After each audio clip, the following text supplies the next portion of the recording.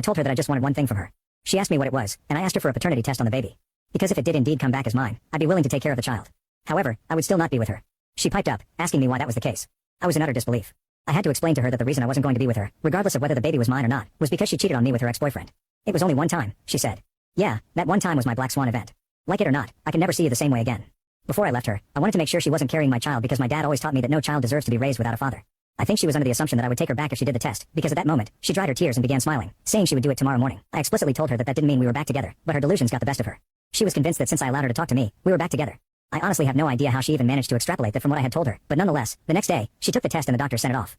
They told us that it would be a few weeks before they would get the results. And in the meantime, she tried to hang out with me and would often call my phone about things that didn't pertain to the baby.